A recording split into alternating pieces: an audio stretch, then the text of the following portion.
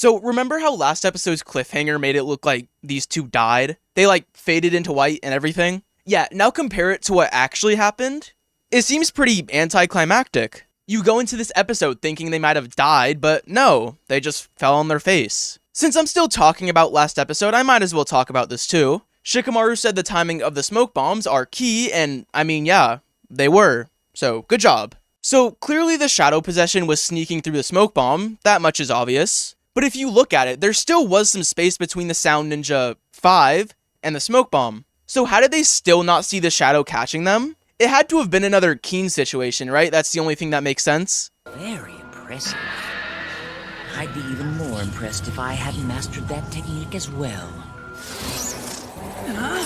What was that? Okay, holy terrible dub moment. The dub makes it sound like Sakon and Ukon know shadow possession, but that's just not right. What this actually means is Sakon and Ukon know how to bait people in traps as well. The dub just makes it sound as confusing as possible. Earth Dome Prison!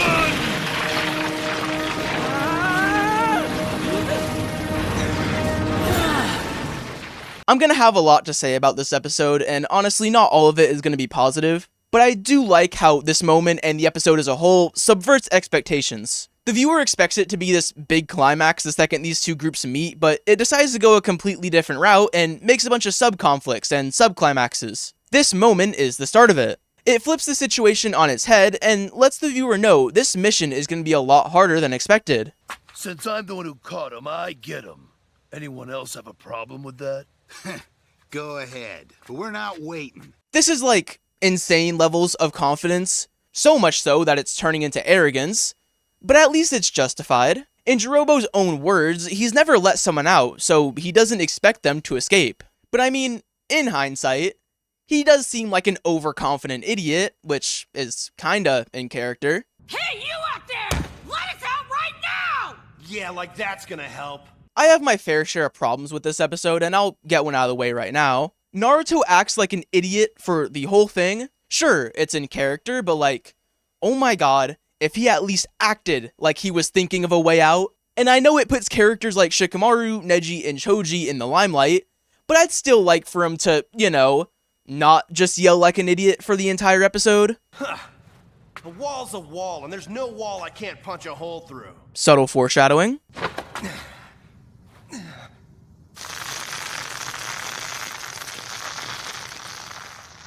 The damn wall's rebuilding itself. I like how Shikamaru has this initial shock or kind of even panic. He's acted like this crazy leader for this entire arc so far, and he'll continue to act like that for the rest of this episode. But him having this kind of out-of-character moment shows us he's still inexperienced, and something like that goes a long way.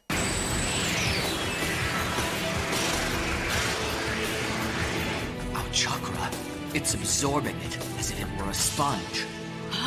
Oh, now this slow-ass episode has stakes. Cool. Is it just me, or is this something that Neji, or at least everyone else, should have been at least aware of? I feel like if your energy was being taken away, no matter how slow, you would still notice it. You would feel yourself getting increasingly more tired. Like, how did Shikamaru specifically, someone with notoriously low chakra, not realize this? Especially with how perceptive he is. Now they're trying to steal our chakra.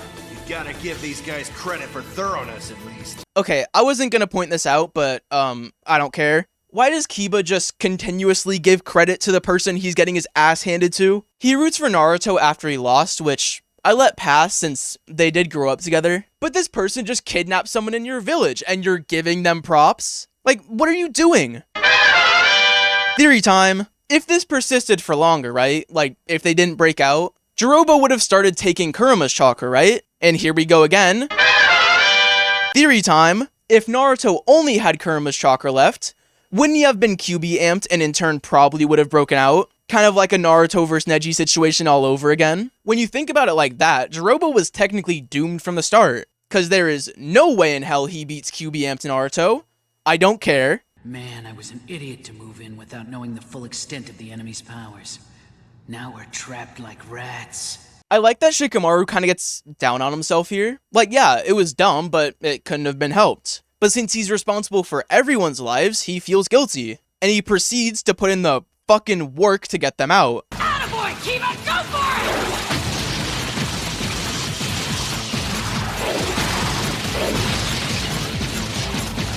Okay, so with every Shikamaru smart moment, the show usually likes to show the setup, and right here is just that. He's observing how the wall reacts to see if it'll reveal anything. And right after this, he notices some holes take longer to repair. He then starts to gain more information and come up with a theory. I know that's pretty much what Neji says later, but since this episode takes the time to show the process, I might as well point it out myself.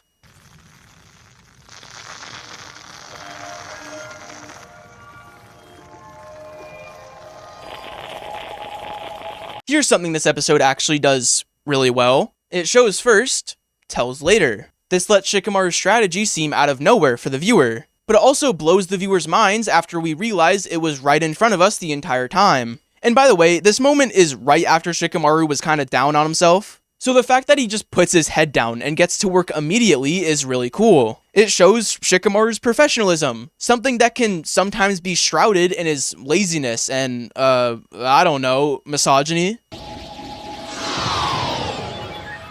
No use!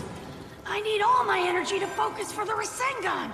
Well, I mean, you weren't even supposed to be able to do that in the first place. You needed a shadow clone, like, yesterday, canonically. What makes Naruto think he can just do it without a shadow clone here? Also, random thought, but the Rasengan probably can't even be done if the user's chakra is actively being drained. If you have to concentrate your chakra, it'd probably be really hard to do that when it's being taken away at the same time. Cool touch, but Choji's the only one standing up besides Naruto, showing he's waiting on Shikamaru. He's ready to go whenever. What I'm thinking is that you let us out of this thing, and in return, we let you keep Sasuke. No deal. I've never let a captive go before. I'm not about to start now. Obviously, this is Shikamaru just trying to find Jirobo, but imagine if he actually went with the deal. Breaking a peace treaty isn't like a war crime or anything. Trust me, I looked it up. But technically, it would give Orochimaru a lot more reason to try and destroy the leaf, which probably would have stopped any allies from defending the leaf. Like, it's seen as a smart move from Shikamaru, and it is. But if it went wrong, it could have caused a giant mess. Oh, come on. Listen, how about you just let me go and keep the others? Okay, first off, I love how first-time viewers would be absolutely losing it after hearing this. Like, it's a great turning point in the episode, and it technically being a bait is really cool. But also, there's actually two reasons why Shikamaru presses on. One more obvious than the other. First, he wanted to be exactly sure of Jirobo's location. And second, he wants to have Jirobo feel a sense of security. He wants him to be even more confident so he messes up. And since Jirobo continues to respond to them, safe to say that worked just as well. All this fighting. I'm tired of it. It's really not my thing. Cool touch, but Choji is confident in Shikamaru, and Neji starts to catch on. It first shows Choji's trust in Shikamaru, which, I mean, duh, of course he's confident in him, but also shows that Neji is perceptive, which tells us he's easily the second smartest in this group, even though that was kinda obvious. If you're selling us out, I'm gonna wring your neck! Shut up, Kiba. For once in your life. This line is kind of a double meaning. First off, it means, shut up Kiba, I hate you now. This one makes Jirobo feel even more secure, but then there's also the second reason, which is, shut up Kiba, let me cook. Which is what he's really saying. I called you an idiot, idiot! That's what I thought you said! That's enough! Everybody just shut up! Choji? I like how Choji backs up his friend after chaos kind of ensues. Like I've said, I like how it's just a friendship. Two people with a ton of trust in each other. So much so, they'll defend each other when someone doubts them. That kind of friendship isn't explored enough. It's only really explored in, oh shit, Sakura and Naruto.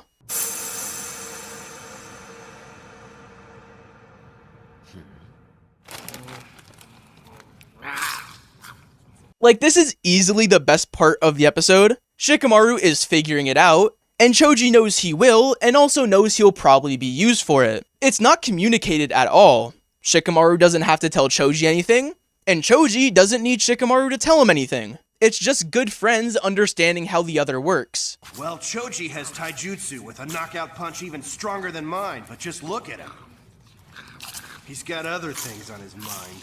Yeah, like breaking out. Different wavelengths, clearly. I'm actually working on this theory that Akamaru and Kiba is like some Ratatouille type action. Kiba can only use his brain when Akamaru's in his shirt, controlling him. That's why he needed him for the prelim. He can't function without the dog telling him what to do. Come on! What are we gonna do, just stand here?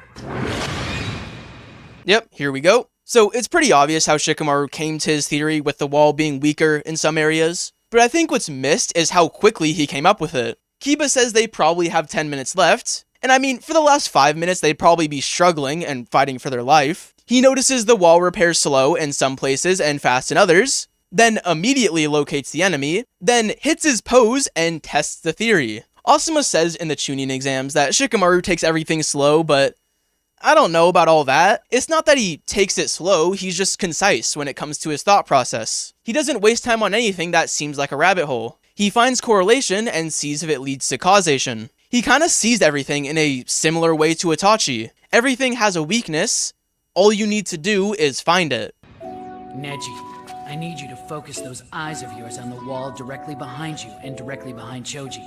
Do you think you have enough chakra left for that? I think so. Something I really like about this whole thing is how quickly Neji is on board. He saw what Shikamaru was cooking up from the start, and Neji, a genius in his own right, is gonna trust someone that clearly has a big 5 head. I don't know what's going on, but I'm always up for getting wild. That might just describe Kiba perfectly, by the way. No hate or anything. Yet. But yeah, that's pretty much Kiba in one line.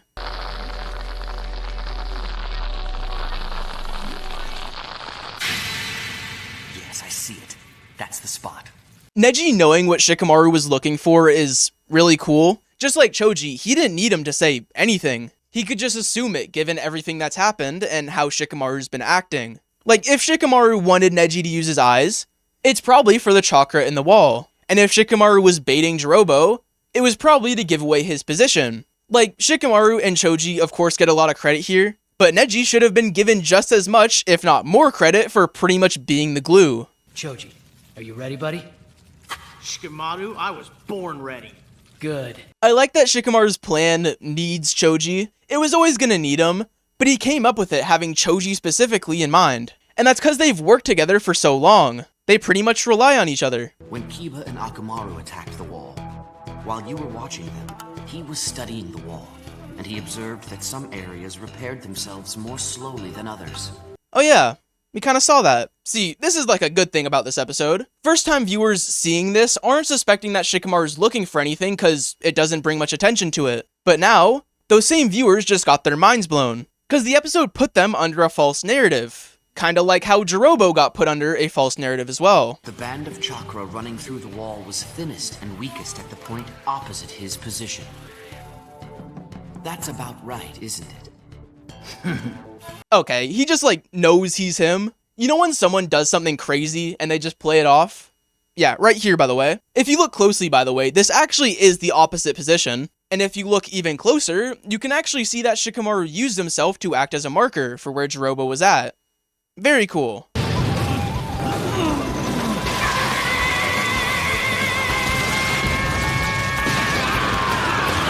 Choji's kind of insane for getting through this, by the way. When he fought Dosu and Zaku, we could see that he was powerful, but now matching that up against Kiba's strength, we can see that he's pretty strong. Also, Choji beats Jirobo when they're both firing at full force. Guess that's subtle foreshadowing?